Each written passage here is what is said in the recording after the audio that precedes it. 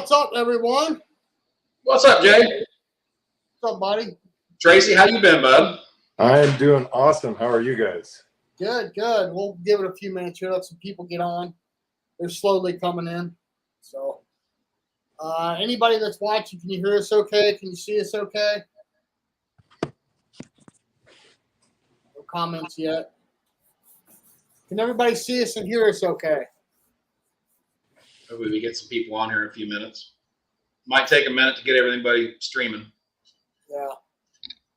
9 of them on here now. Busy weekend, Trace? It hasn't been too bad, honestly. It's been a little bit of catch up from being gone at the Worlds. So, but it's been good. It's been very good. Got a chance to shoot for fun. Haven't done that in a little while.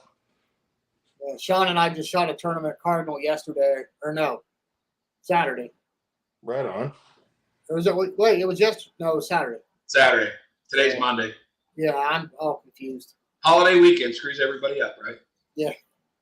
Yeah, I'm not sure what day it is, actually. Well, we got a few people joining us here. That's coming in slow. We can go ahead and get started. So this one is all about the World Sporting, recently held at M&M, as everyone knows, Anthony Matarese's place. Sean, you can be as inquisitive as you want to, but Tracy, give us your – oh, hang on there. He threw us on the floor. Sorry about that. Give us your overall take. Give us your opinion on it. Worlds was a fantastic experience, to be honest with you. I just haven't been to too many that ran that well. Every day, every event, I was excited to shoot the targets. I couldn't wait. So really, really well set birds. It was definitely a lot of effort went into seeing the birds really well or making the birds easy to see. Color selection, even from he had a true pair of trap birds, he made sure the birds were different color, or one was an orange dome and one was an all orange. I thought it was just really well done. Very, very nicely done. Yeah, that was, I talked to Joe Skull probably half a dozen times, seeing him out there on the course. And I said, Joe, you found the weakness in 2,000 shooters. You and Anthony found the weakness in 2,000 shooters. And he's laughed. And he said, yeah. He said, we tried to give you plenty of time, and we tried to make sure you could see them really well. And if you stop and think about it, even the harder targets, depending on what your take on hard is, but even the harder targets, you could still see them clearly, and you still had plenty of time. It wasn't like you were, short window, wham, bam stuff. It was, they just got you with line. I mean, more than anything. I mean, everything was in transition. It seemed like from the time it left the trap to the time it hit the ground almost. Yeah. So the DT11, Sean, just so you know, the DT11 and the SL2 course were more woodsy, I guess you could say. Trace, help me out here. And I don't think there was anything outside of 45. I think the furthest one was 50 yards. Yeah, I would have to say distance. Distance didn't get crazy at all. They definitely weren't afraid to put a little spring on targets.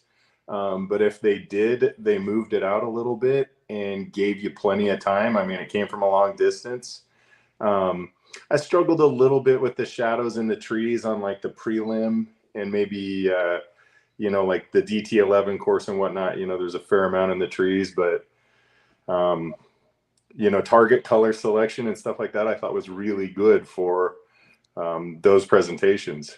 It was just really done, but very technical birds. I never felt like I needed more than a modified or anything like that to break anything. And that's probably more than enough too. So it was just a really well set shoot. Well, obviously you guys were there and I wasn't, so I'm jealous as all get out. But I want to ask you guys, okay, and I'll ask each of you individually. So being that this is a world event, you guys have both been to nationals, you guys have both been to US Opens, you've been to regionals, yada, yada, yada, yada. So if you had to pick a number, like what was the ratio competitors from the United States versus competitors from the other country? Was it like 60-40, 70-30? What would you guess? That's tough.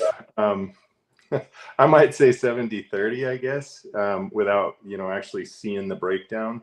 Mm-hmm. But that's probably my guess. And then, I mean, the reason I ask that is because I want to kind of get an idea of the atmosphere, because obviously had a lot of people coming from a lot of different countries all over the world, and they're coming to the United States. Some of them have probably been here before, others have not. I'm just curious as to see, how everybody was able to interact. Was it a different feel versus like a nationals or a regional or US Open? I mean, give us some thoughts on that, Tracy. It was just really cool to see, everybody from England and Poland and Italy and things like that. Honestly, I had an opportunity to ask a couple of people I know from England what they thought of the targets, and they thought they were fantastic. Actually, was exactly their answer. They said that everything's right there. It's just tricky. So they kind of described it as a really nice technical target, but a very fair target. Everybody was just really outgoing and social. I thought the setup gave you a lot of opportunity to kind of socialize and meet people. They have a great, eating venue, and the food is always fantastic at M&M. It's ridiculous. So it's just a really social, very warm, very friendly atmosphere, to be honest with you. Is that what you thought, Jason? Yeah, I kind of want to feed onto that, because I told Sean, people-wise, and I'm sure Anthony has just as much, if not more, land than the National Shooting Complex.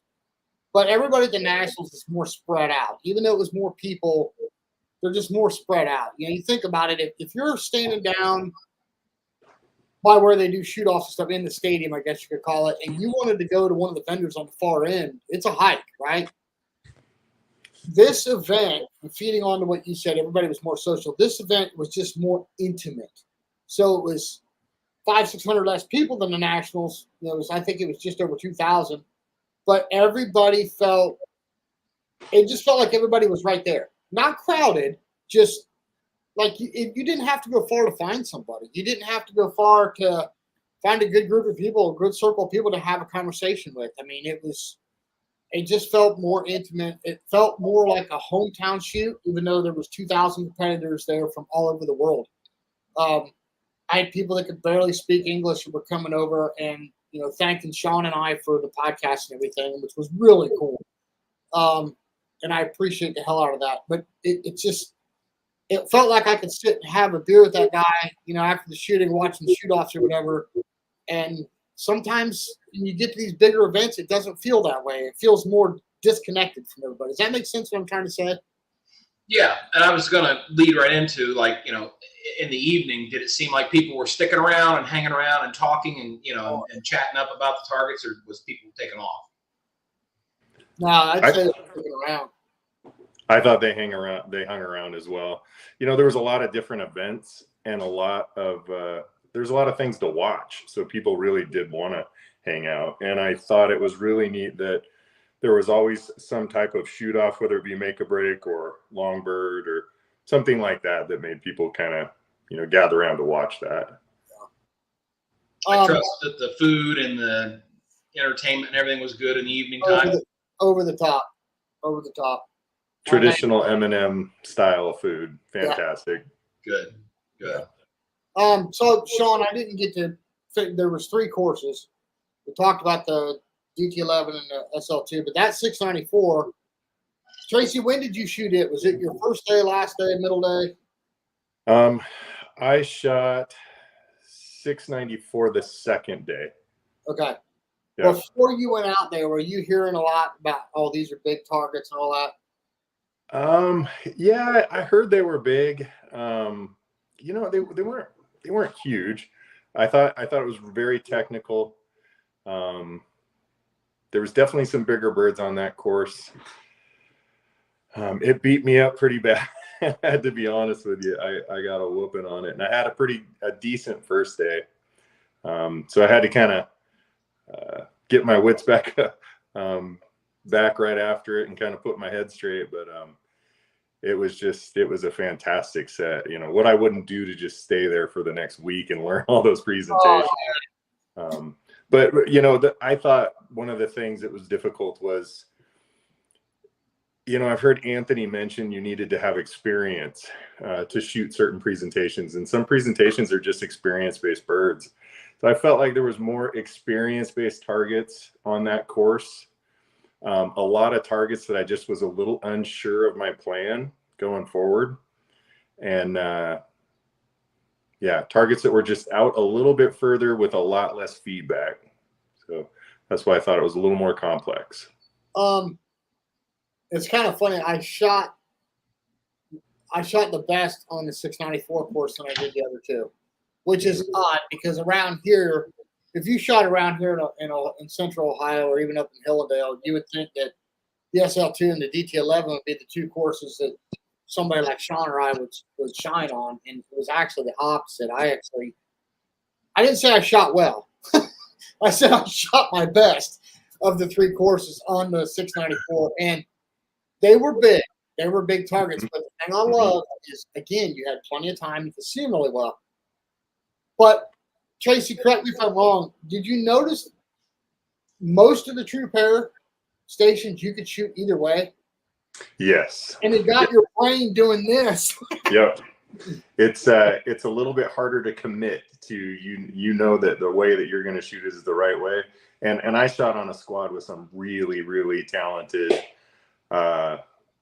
you know, great shooters. And we had many discussions as to what the proper way to shoot the pair was. And a lot of them where it was like, okay, I'll be the guinea pig. I'll go for it. I'll shoot it this way. And, you know, you guys tell me what you think or whatnot. But it was definitely a team effort. So I'm guessing you guys didn't have a lot of backups to where you could actually watch the squad in front of you shoot before you got into the box. No, I think I'll let Tracy speak on his half, but I think for us, the only spot that we got backed up, and I can't remember. I think it was I want to say it was a DT11. I want to say it was a DT11 course, which is what I shot on Friday. And I don't remember what the holdup was. I don't remember if it was machine or what, but we were backed up like maybe two squads, but it went quick. I mean, they got people in and out quick, and you weren't really sitting there that long, to be honest with you. That was the only backup I experienced, and it was a short backup. So, no, Sean, to answer your question, we had a 4-man squad, and there was, on 2 of the days, we had a 3-man squad in front of us. So we very rarely caught them. Okay. Tracy, your experience about the same? Very, very similar, honestly. But I definitely felt like we had opportunity to view the birds. We'd usually get a chance to watch station, you know, the squad ahead of us, things like that. But, you know, we're talking the World Championships, and it's, you know, the other thing is, you know, what's the squad ahead of you's ability too. So if you see a lot of misses going on, then it tends to make you a little tighter. So I pay attention to the squad that I'm on is what I'm trying to do. Right. Yeah.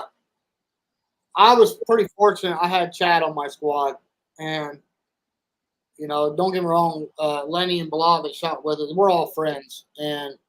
But with Chad being way more experienced in a way, you know, he's the coach of all three of us. And so it was interesting to see him when I got to shoot after him, you know, in the rotation of the squad. It was interesting to see how he took stuff and when he took stuff. And I did get to see a couple people behind me shoot the station after we did. And it was interesting to see where they took targets and stuff. So that was educational. Sean, if you got any more questions about this shoot? Well, I was going to ask you guys, did either of you have an opportunity to shoot with anybody from out of the country? Anybody on your squads or any of the other events where you may be able to mix it up a little bit with somebody from another country?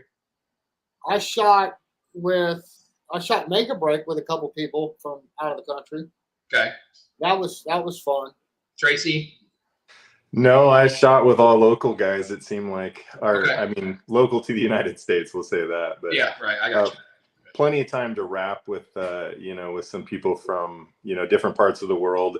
Got a chance to watch a couple of really great shooters on the main and at the tower challenge. So it was pretty cool.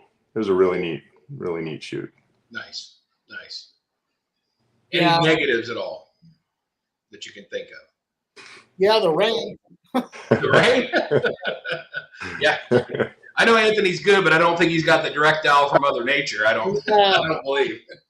But you know what, though? I mean, we didn't get – I don't know about you, Tracy. I did speak to Bruce Potter from Blackjack Sporting Clays. He was there, and he shot – what day was it? I want to say it was Friday morning he had to shoot, and he got downpoured, just drenched. Really? We didn't shoot until the afternoon, and it had let up, and we were fine. I did have my raincoat on for the start of the last day. No, I take that back. The start of Saturday. And after the first station, I took it off. The sky had cleared up. We were fine. I got lucky. So I got lucky. Our squads did anyway for all the stuff that we shot. But other people weren't so fortunate. Tracy, what all did you shoot other than the main? I shot the prelim, the Castellani prelim. I shot the 12 gauge. I shot 5-stand. I shot the tower challenge, and I shot the fee task. So everything I could with a 12 gauge, basically. No subs. Hold on one second, Doc. We'll answer your question here in just a second. So yeah, I did the same thing. I shot the 12 gauge, the prelim, the fee task, and the main. Didn't shoot 5-stand. I wish I would have. And Great I did birds. Tower challenge. I heard the tower challenge was big. Tower challenge was a blast, absolute blast. And I never get to shoot towers, so I was super excited to get a little tower time. I thought the 5-stand was fantastic. There was just a little bit of everything. Stands 1 and 4 were just brilliant. So much fun to shoot. So my biggest issue was controlling my excitement through the event. And the only downfall of the event was that it wasn't longer. I'm not still there. Man, I got there on Monday night, and I started shooting Tuesday morning, and it just seemed like the week went by like that. I mean, it was like, what? This is Sunday already? I mean, I was like, man, this sucks. I got to go back up. I'm back here in Ohio. It's like, oh, man. That's when you had fun, right? I mean, when it goes by like that, you had a good time. Yeah, absolutely. Hey, funny story, Tracy. You're going to love this. On the 12 gauge event, that was our first event that we shot on Tuesday. I had no idea where I was at to score. I didn't know going into the last station I was tied with Chad and Zach Keenbaum. I didn't know this. Chad did. He was watching my scorecard. And do you remember Station 11, Tracy? So if you're going out the main drive and you turn left into the cart path, Station 11 was right there. And it was that big trap teal and the Shondell true pair. Real easy station. I say easy. I mean, easy for most. Yeah. I remember it well. Stepped in the box, smoked the first pair. Then I went dead lost. And I started laughing. And I turned and looked at Chad. I'm like, oh, my God, dude, did that really happen? He's like, that happened. You better be careful. I'm like, so I thought I'm going to be a smart ass and smoke this trap teal on the way up. And I iced the pair. Chad ran it. So Chad and Zach ended up on an 88. I think I ended up on an 85 or something like that. I was like, really? I was doing that good? I had no idea, But it was that was a fun. That probably one of the more fun 100 bird events that we shot. It was good mix of birds. Yeah. So Doc's got a question here. It says, what do you guys consider big target? Here, let me bring this up. What do you guys consider big targets? For me, it's anything 50 yards or more. What type of ammo? 7.5. Tracy will let you answer that first. I shot a 1 ounce 1250 7.5 RC red shot through the entire tournament. I never felt like I needed more. I never shot 1 ounce and an eighth. Never shot anything different. And it hit all the targets hard, including tower challenge birds, which were probably the biggest birds there. But, I think bigger birds are birds that they're just big gap targets. And I would have to say that this shoot had some tremendously big gap birds where you really had to get out in front of them. And I think that takes a lot of skill. And I think the further away you got to be away from the bird, that it's the more skill it takes. So I consider big gap birds traditionally hard targets. Yeah, it's funny because there was what some people would consider big targets on the 694 course that they were far away and they were way up in the sky, but they didn't take a lot of lead because they were slow. Mm-hmm. Mm-hmm. And so for me, that's not a big target. For me, a big target is like what you said, big gap. So, if the bird is here and the barrel is here, to me, that's not big. But when you got to do this, now we're talking. To me, that's a big target, right? Something I don't know, 8 feet of lead or something stupid. That to me, that's a big target. So, as far as your Doc's question on 7.5s, I am 100% eights, except for feed task. I'll carry some 7.5s because I shoot ounce and 1/8, the white rhinos. If feed task, when I'm reduced to 1 ounce, I'll carry some 7.5s if it's a rabbit or a rabu. But other than that, I'm all eights. I something about. I mean, look, compared to Tracy, Sean and I suck. Sorry, Sean. But there's something about the eights, especially with those Rhino 17s, man. When you light up a target, it just vaporizes them. And that's part of the reason why I shoot ounce and 8. I don't need ounce and 8. Those little rhinos will do anything out to 80, 90 yards you want to do. But I'm starting to get to that point where I get a lot of feedback on my brakes, and it's just a confidence thing. Yeah, I and I love the brakes I get from 8s because you always get those really nice clouds out of them.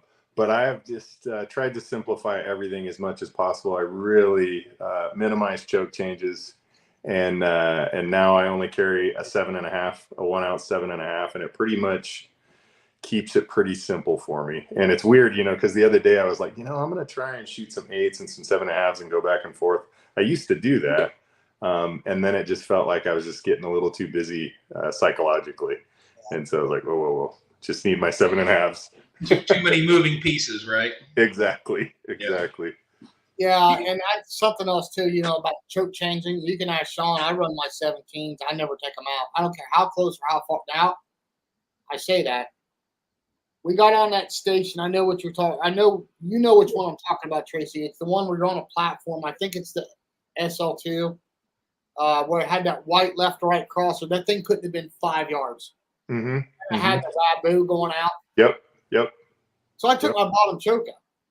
Yep.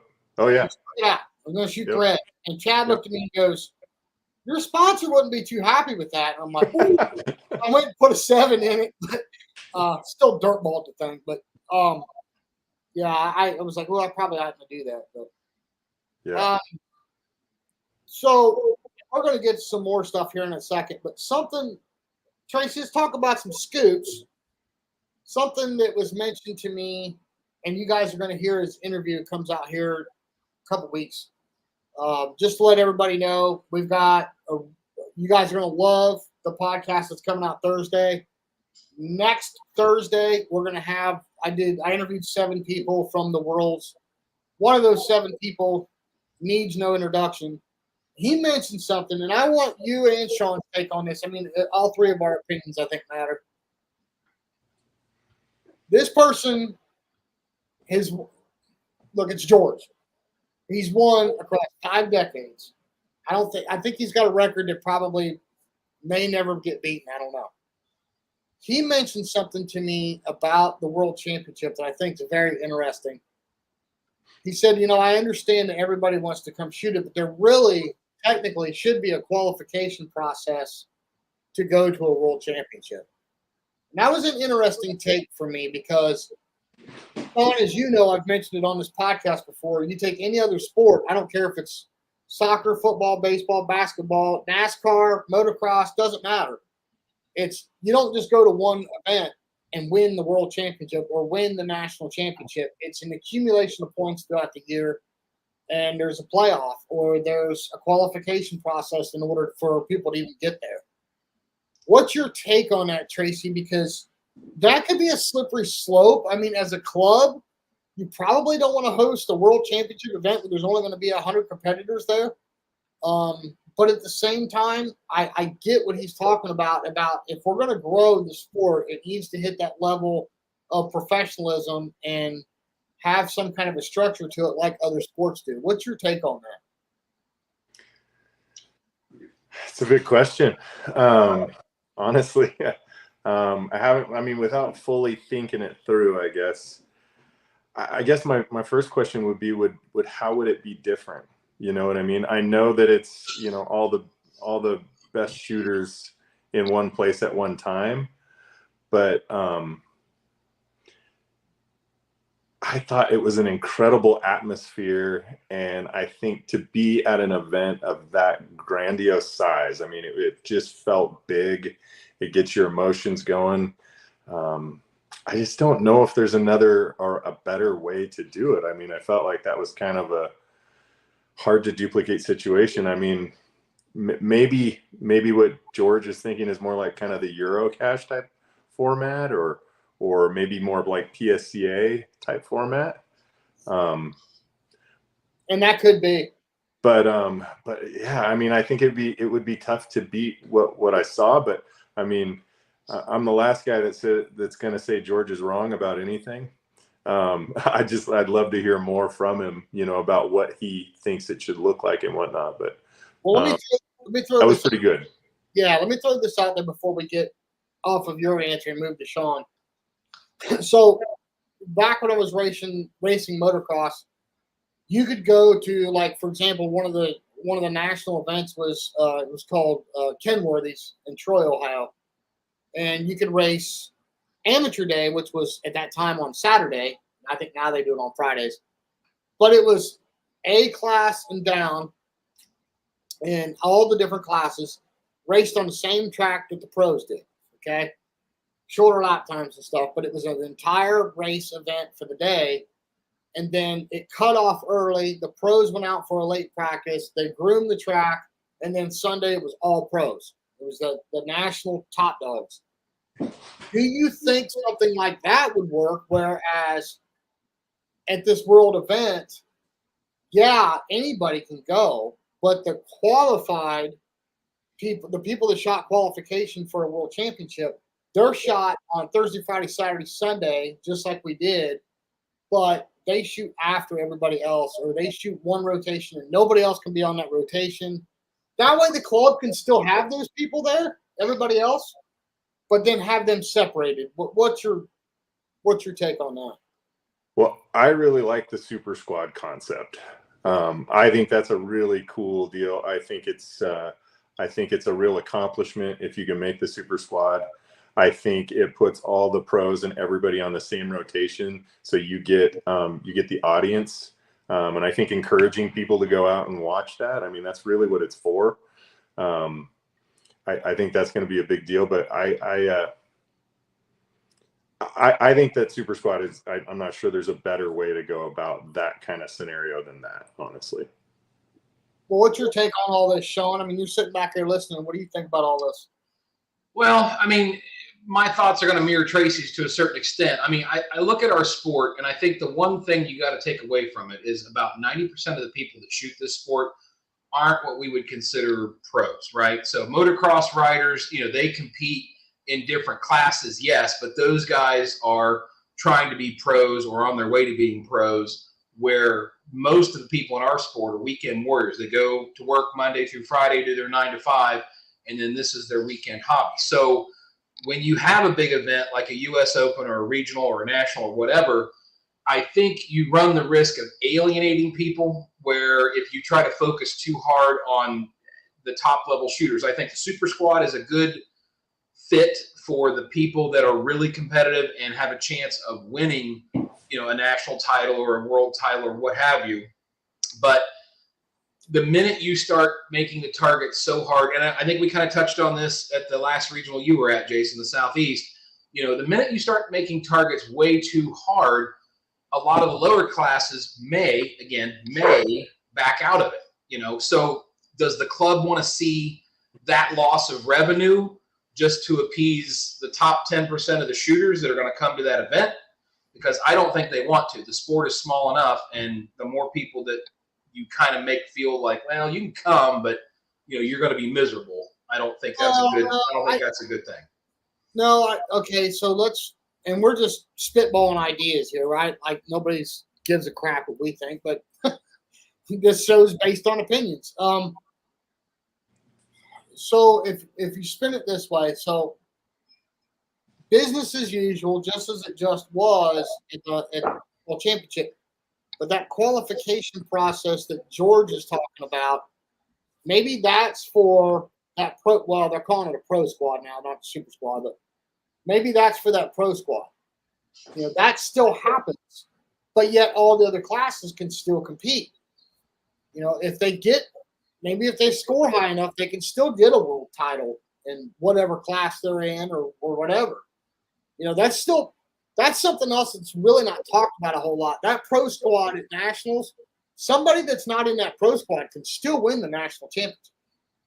Sure, absolutely. But the odds are pretty long. I mean, honestly.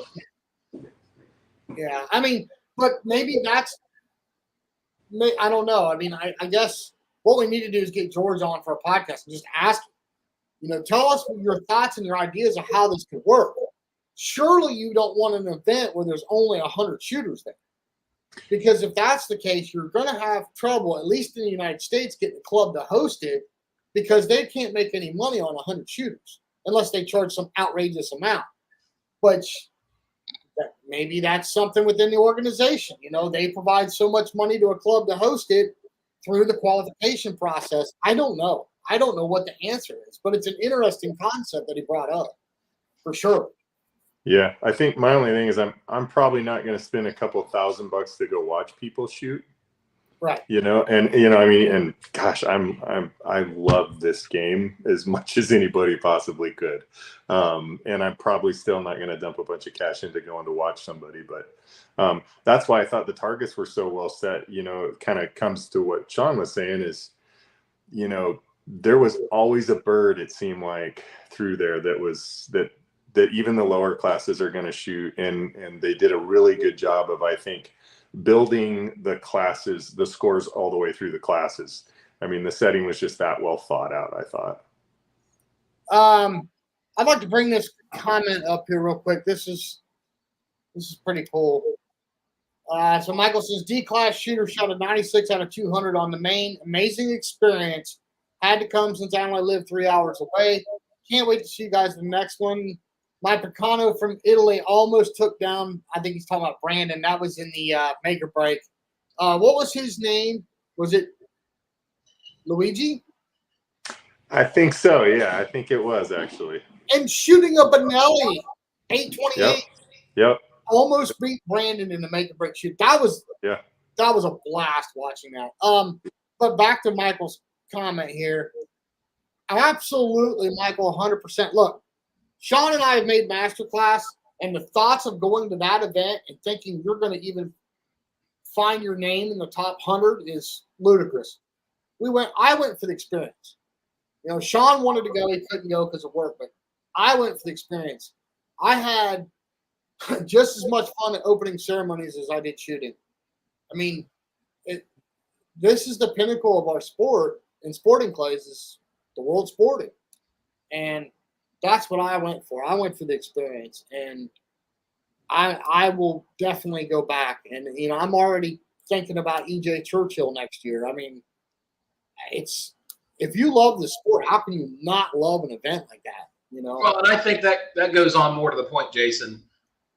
A lot of people shoot for a lot of different reasons. You and I enjoy the competition. We enjoy it. There are some people that are super competitive, obviously, and they try to achieve as high of a level as they can. And then there's other people that just like the social aspect. They like showing up, seeing the friends and family and stuff like that, shooting with their buddies, hanging out after the shoots. So, everybody shoots for different reasons. I don't think everybody shoots for the same thing because otherwise it would be boring, right? I had another question here.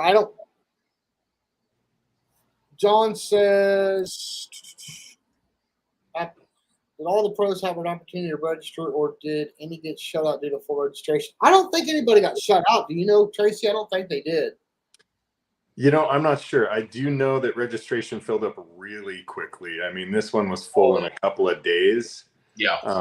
But I would think that the pros, most of them are running the pro app on Score Chaser. So I'm pretty sure they're getting in there on time. I know I do it. I love it. It's takes a lot of the trouble out of registration. But I would assume that they're on the wait list as well. But I certainly hope they're all there. Yeah. Yeah, that feature on the Score Chaser app, it's worth its weight in gold because you can actually get in there and get, pick out your selections before the event goes live with the pro version, and it'll actually sign you up automatically. That's probably why that filled up so fast, because all the people at the top of the game already knew that it was going to be that way, and that's probably why they had everything selected before the go button was pushed. I tell you what, though, it's getting tougher because, like, I go to nationals every year. I fly out on Tuesday. I start shooting on Wednesday, and that's when I like to shoot my feed task is on Wednesday. They still can't get me in, and I've got the pro concierge, and I still could not. I still to this day cannot get in on Wednesday feed task. So it's getting tougher. People are signing up way in advance. I know that shoot that Kevin DeMichael and Bill McGuire are doing down at the Meadows. The main's completely full, and it's over a year out. So good luck getting in it. It's June. I signed up at like midnight, and I was like 200 and some or something. Yeah. There was already many people ahead of me. So yeah, I signed up for the Worlds. It came out, and Sean and I were in studio, and we just got done recording a podcast. And Chad called me and said, "You better get signed up. They just came out." And I said, "Okay." So Sean and I had a discussion, got on there, and my registered number is 580. Out for 4 hours, and I was 580 to get signed up. So, I mean, it's getting tough. Well, and that brings to light another point. It seems like these bigger shoots, the regionals, the U.S. Opens, the Jack Links, the big blasts, they are experiencing the demand. And I think a lot of that demand is coming from people, just regular shooters that are looking for an experience, right? They're the local Joe Schmo that goes to his local club and shoots, every other month or whatever, but plans a vacation, plans a trip. He wants to go see a big shoot, see what it's all about, see what me and Jason talk about all the time on this show. And I think that brings a lot of competition for people to try to get their spot, right? I mean, Tracy, Absolutely. What do you think? What's that? I said, what do you think about that? I agree. I think it's kind of a testament to how well that some of the shoots are being run too, to be honest with you. I mean, you look at the Worlds, for example, that was just an A class job. And I think that I was well taken care of, and I was well entertained, and I couldn't wait for the next opportunity. And there's some incredible shoot promoters out there, Rick at Backwoods, and it's in Anthony at M&M and Chicago at Northbrook. I mean, there's some fantastic clubs out there just really doing an incredible job. Yeah, absolutely. And when you see the regular stuff at your local clubs all the time, and you want to stretch your wings a little bit, you do want to see what some of the big name target setters can do, what some of the big clubs can do. And then, see all the accoutrement that goes on with it, the food, the festival atmosphere, the vendors. I mean, it's very cool to go to big shoots. And I think more people are finally starting to step off the porch and mix it up with the big dogs just because it's such a cool experience. Yeah, absolutely. My only concern, and look, Sean and I's whole mission is to grow the sport. I mean, that's day one. That's what we've been pushing and preaching. My only concern is when these events start to get so full, you're going to run into venues that can only hold so many people.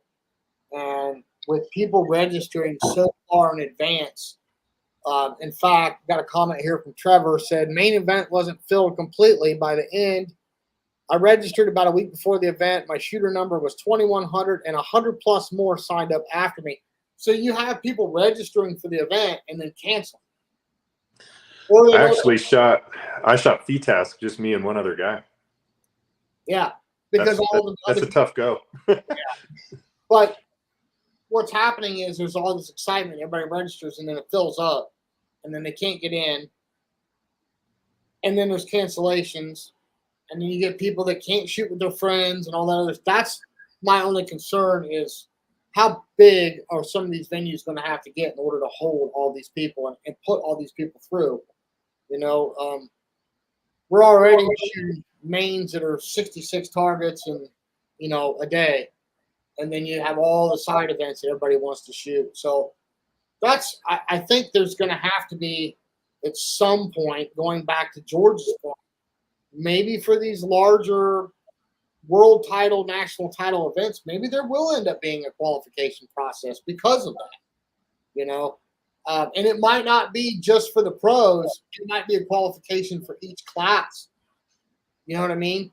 So if you want to, if you're in, say, A class and you want to go shoot for a national title, you may be on a list of 100 or maybe even 200 other people that have qualified to be there. You know, they do have a little bit of qualification now. You got to shoot so many targets. That's not a big deal. But it may get to the point where you have to perform so well to be eligible to go. You know, I don't know. I mean, we'll see. What time will tell as the sport continues to grow. It's a good problem to have. Oh, yes. Right now. Yes, I mean that's definitely testimony that the sport is growing and gaining traction, I think. Yeah. Yeah. I think it's got to be okay for club owners to make a profit, and I know that everybody really wants to make sure that the prices stay low and the cost of these events don't get too crazy because it's a very expensive sport to play. Yeah. But I think it's really important to make sure that your club is making the money.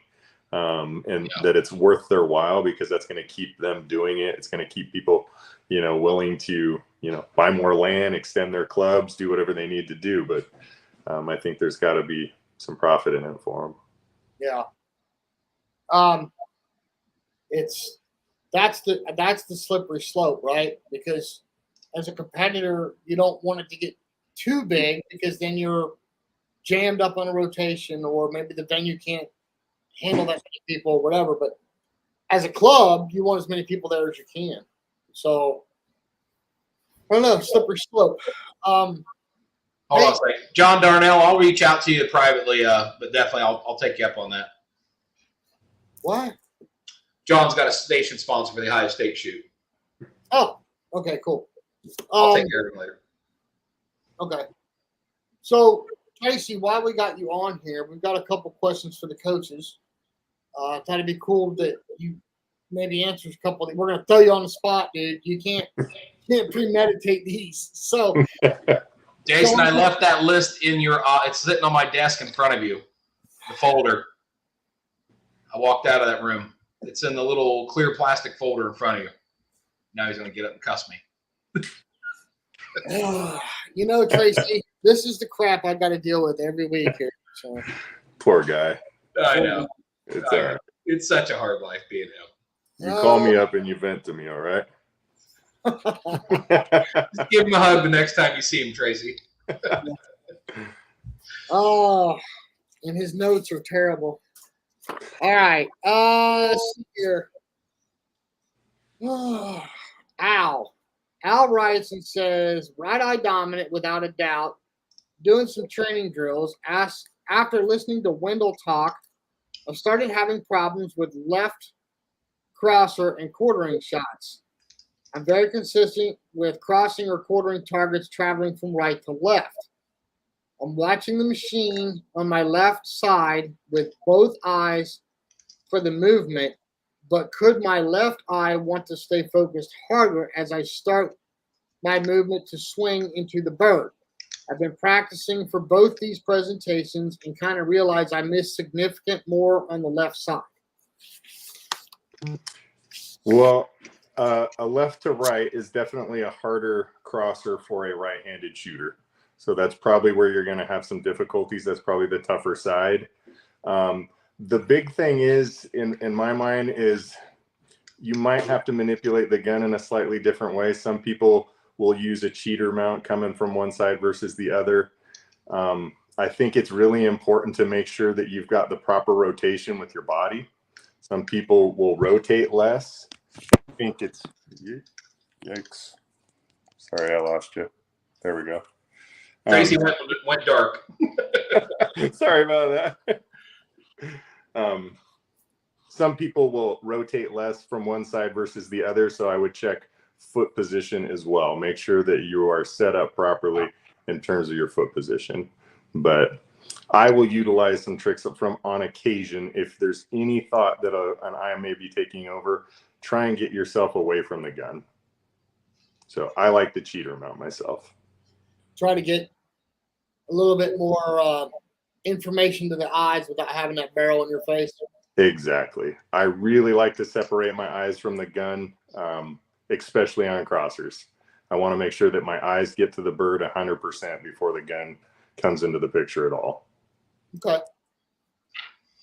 Cool. I got one for you. Well, you got one, Jason? Yeah, I got your fudge. Okay. I just dug back on the old computer. So this might be right up Tracy's alley, actually, because he's more of the mental guy. Everett asks, some of the higher class shooters I shoot with at state believe that I am overthinking target presentation, and I often drop a bird on several stations because of the overthinking or too much pressure myself. How can I correct or redirect overthinking? I think we can, and I'll be honest, I feel like I had this problem at the Worlds a little bit. You're already going to fight the voice at some of these bigger tournaments. The more pressure, the bigger the venue, the voice wants to get a little bit more active. And when I train, I'm always trying to train or practice. I'm trying to improve the shot all the time. So I'm always making changes. And I think one of the important things to do is make sure that you're shooting around and you're actually training and you're getting a good plan and you're sticking to it, and you're only making changes if you absolutely have to. I found myself trying to improve my visual dedication to the target, or maybe tune in my hold point, but I'm breaking it already. And I think I allowed that habit to kind of take some birds from me. But I would say get a really good plan and a process down for breaking that presentation. And if you break the first pair, stick to it. Don't make any changes. Give yourself, I like to give myself 1 to 2 jobs in the box, and that's usually look at it or connect with the target, sync up with the bird, or see something very specific about the bird. Those are 1 or 2 active tasks that completely dominate my mind during that time. But I want to be careful that I don't allow the voice or that chatter to influence me to make changes while I'm in the box. If I've got a good plan, I've got to stick to it and confidently execute it every pair. Can I ask you something about that, Tracy? When you take a pair, let's say your whatever presentation is, your first target, you chip the back edge or you took the nose off of it. Do you find yourself in your post shot going, hey, that needed a little bit more or a little bit less? Or did you not execute your move that caused you to be a little bit too far in front or behind, whatever? Do you find yourself, when you do that, saying, I've got to watch on this one, be a little bit more conscious of my move? And the reason why I ask is I found myself doing that.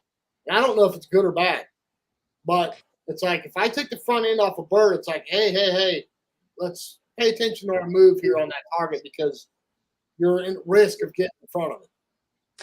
Yeah, I would agree. In my post shot, I'm going to ask myself a couple of questions, and it's going to be, how visually dedicated was I to the bird?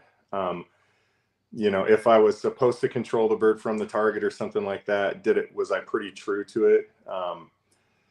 Things like that are important. If I was true to my insertion point, if I controlled the target really well, if I was visually dedicated, then I might just change something like insertion point or something like that, from the back edge, the front edge to a +1, whatever it may be. But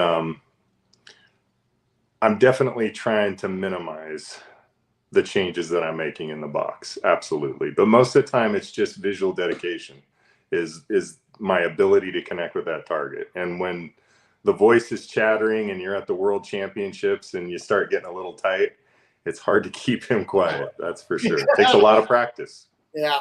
Yeah. And that's practice that kind of occurs at bigger shoots. You know, yeah, you can practice it at the smaller ones, but you got to be ready to utilize your tools at the bigger shoots as well. Yeah. Well, let me ask you a personal question, Tracy. This is from me. All right. So just at the last tournament me and Jason were at 2 days ago. Oh, thank God he's got a psychology degree. Go ahead. He's off my Christmas card list. I'm just letting you know. No, so at the tournament 2 days ago at Cardinal, I found myself, so I've always been an aggressive shooter, taking targets maybe a little bit earlier than most people would. Yep. And Jason's a lot the same way as well. But as we've matured and as we've gained experience, you know, Chad really helped me with being more patient, you know, staying in contact with the target, really getting in sync with it, taking it later, like when it's slowing down, when it's more visible. I tried to do that on a couple presentations Saturday, and it wound up biting me in the butt. Like there was one station where the first bird came out. It was a left to right, kind of a Shondell crosser, and I was riding it way too long, and you know, it was coming down out of the arc, and there was way more angles happening, and I missed the first two out of the pair, and I just got torqued, and the next one I ripped it like 20 yards out of the trap and crushed it. Mm-hmm. So when do you kind of defer to like, okay, I know I can hit it there, but it's better to wait over here because that's what the popular thought process is? I mean, is that a battle that we all have to just go through and figure out ourselves, or what would you advise? So I agree 100%. You know, it's funny because if I'm on a really good score and I'm rolling into like my last 2 or 3 stations, you're probably going to see me take targets a little bit faster. I shoot a little bit more aggressively, and I'm trying to be so aggressive or that there's no place for fear, you know, because the fear of missing is a real thing. So I think, you know, there's 2 things that you need to identify is why are you hanging onto the bird? Are you hanging onto the bird because you want to get connected with the target? You want to sync up with the bird? I think that's important. Or are you hanging onto the bird because you're careful? So I think asking yourself, why do you need to spend time with that bird? Are you unsure? You know, to me, I hang on to a bird if I'm unsure where my hands need to go. You know what I mean? I need to control it longer. I need more input. But if I know where my hands need to go, I don't feel like I need to hold on to that bird. I'm going to let it go, and I'm going to stay aggressive, and I'm going to try and shoot as confidently as possible. Confidence and shooting aggressive. I always tell everybody that you can't outshoot your eyes, and that when the bird is clear, the bird is clear. I also noticed that people that shoot a lot of sustained lead tend to struggle with holding onto a bird long enough to control it or sync up with it. They, you know, I used to shoot everything kind of right at that visual clearing point. I mean, my hold point was usually the visual clearing point, and I was ready to kill the bird there. And now I'm trying to spend more time with birds. I'm trying to sync up with the target a little bit more and get a better felt connection with the target. So I think it has a lot to do with purpose. Why are you spending time with that bird? But if you know how to shoot it and you're confident, I'd let it rip. Okay. But if you're unsure, I spend time with them and I control them then. So thanks, he said that him and I shot a tournament at Cardinal this weekend. Oh, here we go. Oh. I won the side bet. I smoked him. I can't shoot with my buddy Sean anymore because he's got this little click thing going on up here in Ohio. So I had to squad with other people, which was fun. I'm just more likable. Bottom line, I'm just more likable. Well, time to blow the bridge down to Florida. Anyway, I told Sean before the event, I'm like, hey, $5 side bet. And he's like, you're on. Man, when Score Chaser, when they finally got everything loaded, I sent him a text and I said, hey, look, I take cash, check, American Express, Visa, MasterCard. He said, "Yeah, I got to call and check on that because I think a girl messed up my score." I'm like, "No, don't even start your cheating stuff. Come on now." All right, so Tracy, a little backlog on this. On Score Chaser, he shot an 84. I shot an 83. Now I scored it an 85, but we had some trouble on one station where one of the trappers was erasing stuff and moving stuff around. I think something got jumbled there because I believe I shot an 85. But hey, you know what? It's okay. It's $5. I'm gonna give Jason his $5, and he can do his happy dance and be in his happy place that he finally beat Sean at something. And I'll let him have that. I'll let him have that one. I'm surprised he didn't pay me in nickels, Tracy. This just I was going to. The banks are all closed today. Oh, but you know what? Hey, look, this is what's fun about it, right? We can joke around and have a little side bet and have some fun. I mean, it's a local monthly tournament that happened, and it was convenient that I was in town. And I just got done with the World Championship. I had a million things going on. The last thing I should have done was went and shot a tournament, but hey, it was a little fun, friendly competition. It was fun. So sometimes that's important. I shot for fun the other day. I think I shot for fun on Saturday, and I don't remember the last time I did that. Because I was trying so hard to be prepared for the World Championships. Everything was really serious. So it felt really good to just shoot for fun. Hey, going back to what you and Sean were talking about, and where you take the target and how aggressive you can get. Now, I think a lot of that, Tracy, has to do with confidence. Would you agree? Absolutely. So my favorite point on this is the super final. Were you there? Did you watch the super final? Yes, I did. You know where I'm going with this. Yes, I did. The last cage, just so everybody knows, they shoot 25 birds in the super final. The last cage, Brandon could have just skipped it. He already had it won. Nobody could have beat it. He could have missed all 8 targets and still won the World Championship.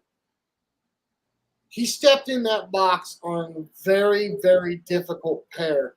And I'm going to say he probably took those targets 10 to 15 yards quicker than anybody else did and smoked all 8 targets. I mean, I don't chip them. I don't mean broke them in half. I mean, he hammered them. It was awesome, honestly. I mean, it was just pure confidence. It was aggressive. There was, you could tell he had already developed a process for the bear, because when he stepped in there was like barely 2 seconds in between each bear. It was just pure. It was awesome, honestly. It was just really fun to watch. There's some just incredible guns in that Top Gun shoot off, honestly. I was really impressed with Copeland. Jasper Copeland's shot, I thought, fantastic. Brandon, of course, was great. David had some really good performances there. It was a lot of fun to watch. And the one that you didn't mention right there that I think is going to be a big up-and-comer, I mean, he's already shot very, very well, and he's already accomplished a ton. But I think he could be the next rising star, is Turner Purcell. I do too. Turner was, first of all, he was an absolute gentleman up there. Yep. Good young man. Another product of Mike Luongo. Yep. But that young man has got a bright, if he stays with it, that young man's got a bright future in this sport. And, another person too, and I don't want to sit here and name drop, but Hunter Webb, which is a student of Brandon's, he's at the start of stardom. I really believe that. I truly believe that. I mean, that kid, he's got good parents behind him, good upbringing, and Brandon's doing a really good job with him. And it's a matter of time. I mean, I really believe that. I agree. I shot a little bit. I shot an event at the U.S. Open with Lungau and Parcell at the U.S. Open when it was back at Tucson. He's just got such a clean move. He's just really seeing them well. He's just really mentally disciplined. This is Turner as well, but just a lot of fun to watch, honestly. And there's definitely going to be more from those guys, without a doubt. Yeah. It's kind of fun to see. you know how it is, Tracy. You've been around the sport for quite a while, and Sean and I have had a million discussions about it. These young shooters, it's so exciting to see, them coming up, and then they get to college, and they may or may not shoot on a collegiate, and then we kind of lose them. Yeah. Yeah. It's been talked about 100 times. We have that 20 to 30 age gap that we just lose them. Yeah. But the ones that are sticking with it, and if they continue to stick with it, it's exciting. It's impressive to see what they're doing at such a young age. And if they stick with it, we're probably looking at our next national, if not world champions. Yeah, that's why I really hope that, like support and sponsorship, gets to a level where we don't have to lose those guys, honestly, because that's traditionally where mom and dad support ends. There's nothing else after that until they start making some real money. But it'd be really cool to see, guys like that just keep on gunning all the way through, with great support. So, well, and again, we've talked about that a bunch too, and I think it's going to have to come from outside corporate sponsorship. I don't know how we get over that hurdle, but the guy in dead last and LIV or what's the other one, the PGA Tour or whatever, he made tenfold what Brandon made at winning a world championship. The guy that was in 32nd place in NASCAR this past weekend probably made 100 times more than what Brandon did winning a world championship. We're just not there yet. I think we will be. I think it's going to take some time, and it's definitely going to take, not getting political, folks. Don't railroad me. Don't come after me with pitchforks and torches. But it's going to take some elections to go our way in order to people to ease up on guns. I mean, really, it's that's the truth of it. I mean, until we get, I don't know, Coca-Cola, Monster Energy or something. I mean, yeah, because so many of the sponsors that we have are industry sponsors. I mean, they're gun manufacturers, and I mean that is the bulk of everybody that supports the sport, and obviously they do it for the right reasons.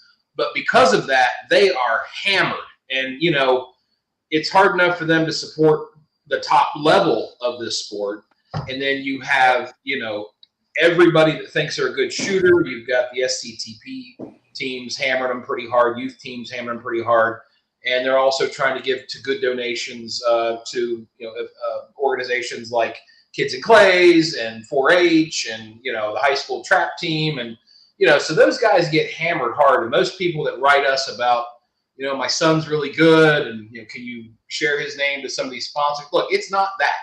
These people have a finite amount of resources, and they are struggling to keep up with what they're doing now. They can't possibly help everybody. It's just not possible. Sean, turn your screen a little bit. Which way? There you go. Thank you. Okay. Back. Back? Back. No, the other way. I don't know who's watching. Get that out of there. It's like herding cats with him, Tracy. You just got to forgive me a minute. So your left or my left or my right? All right. So anyway, Tracy, obviously, you and I talked about coming on the show. Is there anything that you want to talk about that we haven't covered, or? No, I mean, I just, I think the one thing is I just think that we, especially people who do this for a living, is I think we just saw a really great example at the Worlds to how to grow the sport and how to support the sport. I thought targets were set for everyone. He didn't just set for the top 20%. That it would be so hard not to, especially with people coming from England and Poland and Italy and whatnot. But I think we just witnessed kind of a masterclass in a major. And I think that was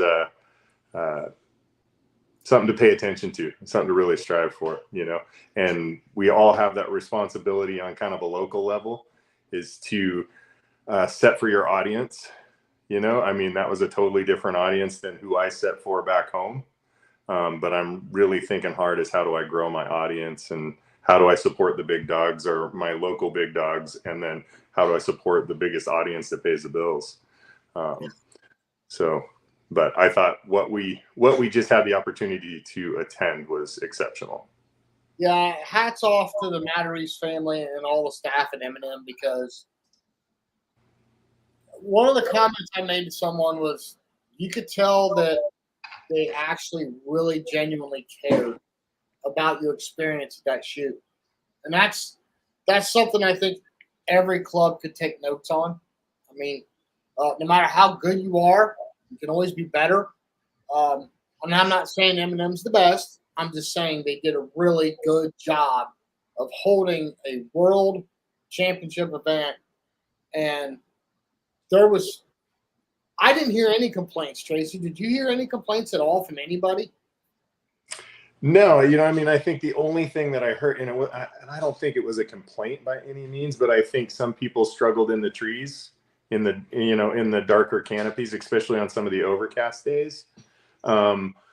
But it was pretty clear that I thought that everything was done to make those targets in those darker areas as visible as possible. Yeah. So, that's the only thing I can think of. Is it was overcast. It was kind of rainy and at least overcast most of the time, and it's a heavily treed course. But yeah, you just got to get used to that. Not easy for everybody. I shoot in the Pacific Northwest where there's a bunch of pines, and to have these big deciduous canopies, it was kind of cool. But a very different lighting scenario. Yeah, look, the one they're labeling the GOAT, greatest of all time, George Digweed, he zeroed a station, 2 stations, one on SL2 and one on DT11. Yep. That were inside of 35 yards. Yeah, so, I shot a 4 on it. Yeah. And I ran the other one. We both beat George. Not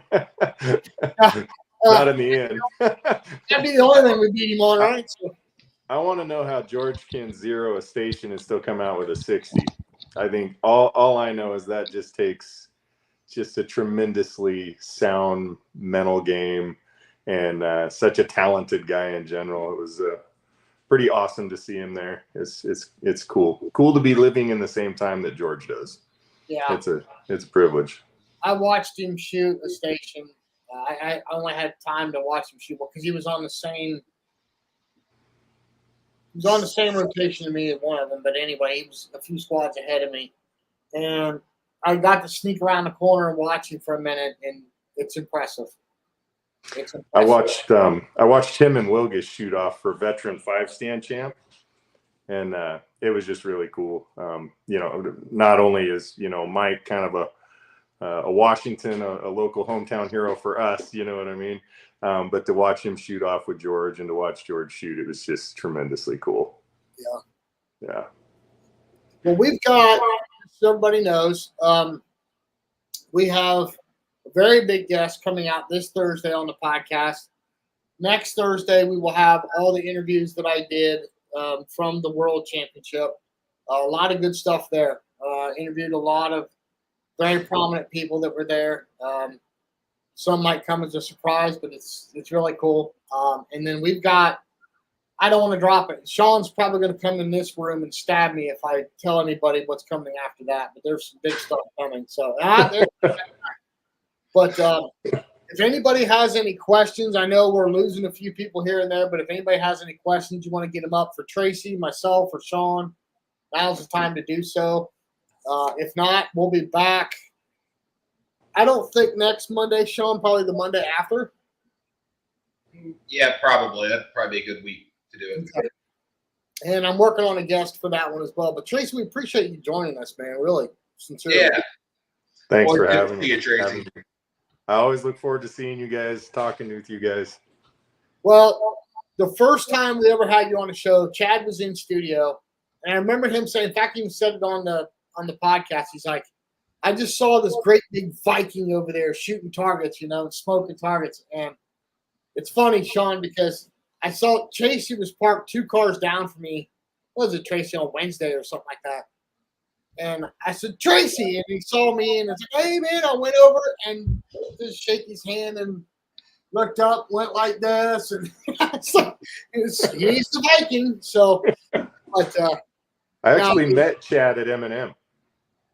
Did you really? That's I met him there. Yeah, I think it was at a U.S. Open, I believe. I think it was 2010. I think Wilgus won that year. I'm pretty sure it was the U.S. Open. Yeah. That's awesome. Hard to forget Chad once you meet him. We love us some Chad. Yep, definitely. Sean might. I mean, maybe one day he can get a kitchen pass and go to M&M and finally go there. I need to go to the seafood blast, man. That is on my bucket list, like high on the bucket list. I have told everybody that if Anthony ever does a U.S. Open, you got to attend. I literally tell that. I've told Anthony a bunch of times, whatever big blast you host, I'm going to show up. So definitely does it right. There's a couple outfits that really know how to do it, and you really target a U.S. Open at one of those places. Yeah. Nice. Yeah. I'll make it happen. It would be good. I look forward to seeing you. It just seems like all his stuff happens in the spring, and that is like the absolute worst time for me to try to get away from work. It is. Yeah. It's the worst time of the year. Well, Tracy, we'll move it for you next time.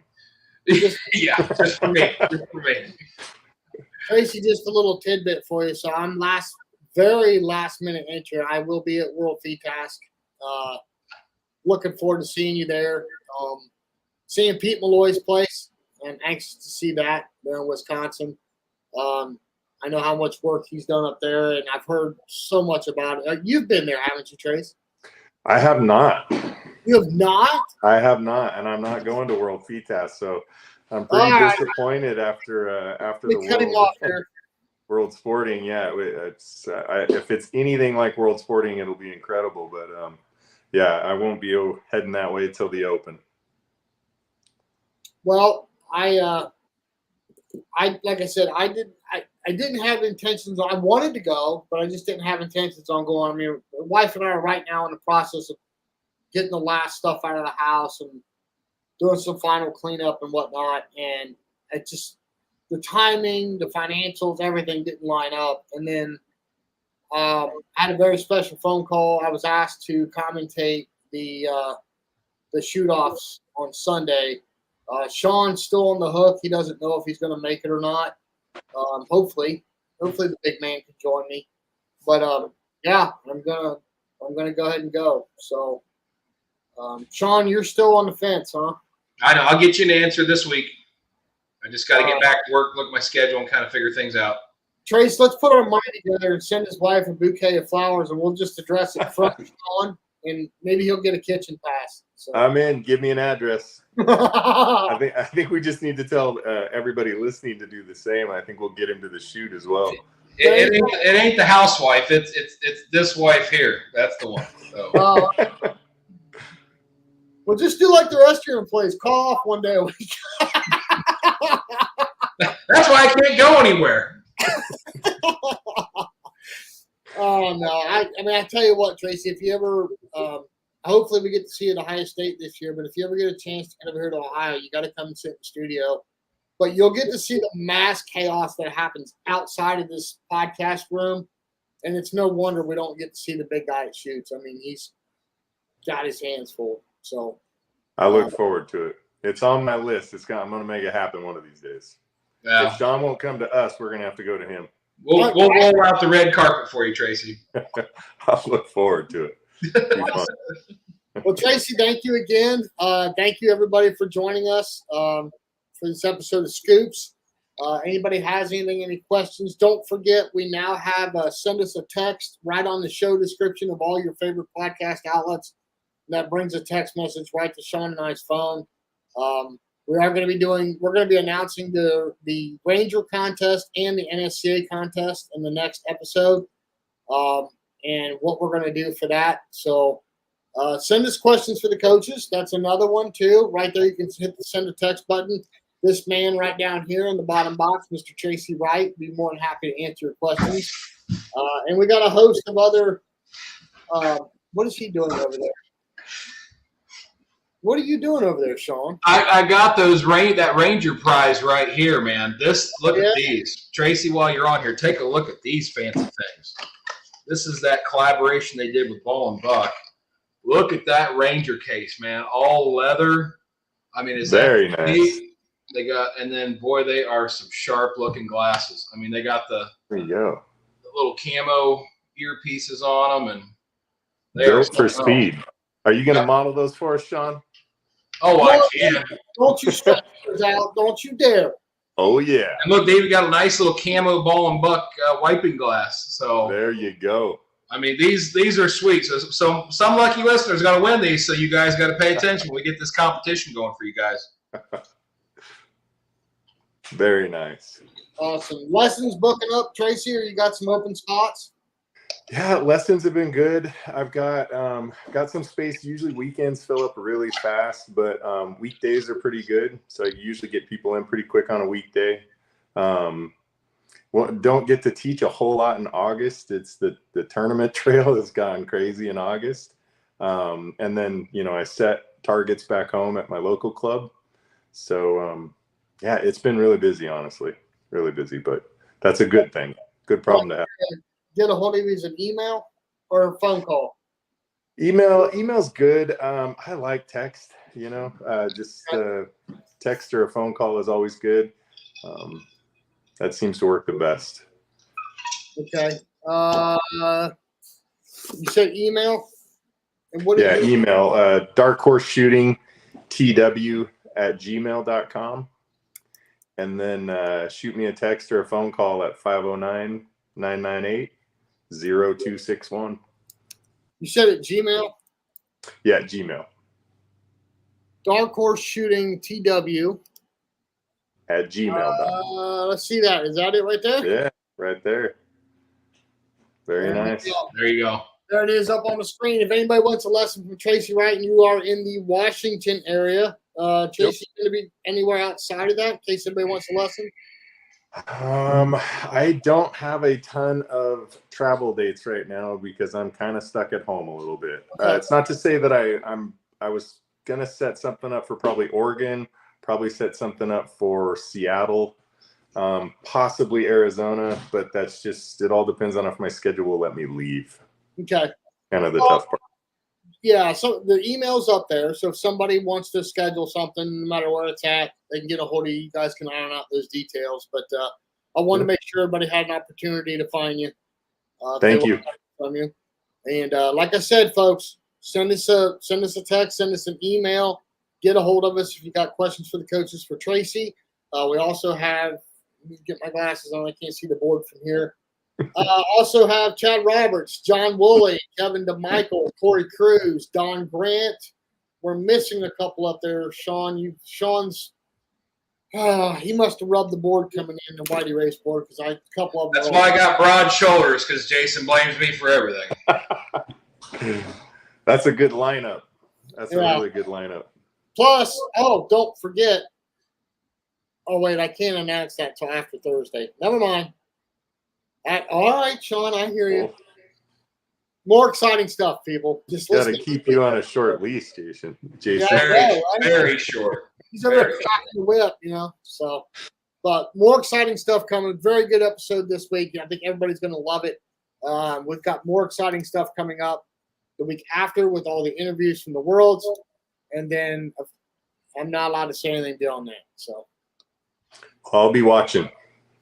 Awesome. Tracy, thank you again for joining us. Big man, I'll see you here in a minute. Yeah, thank you, Tracy. Appreciate you, buddy. Thanks, guys. I appreciate it.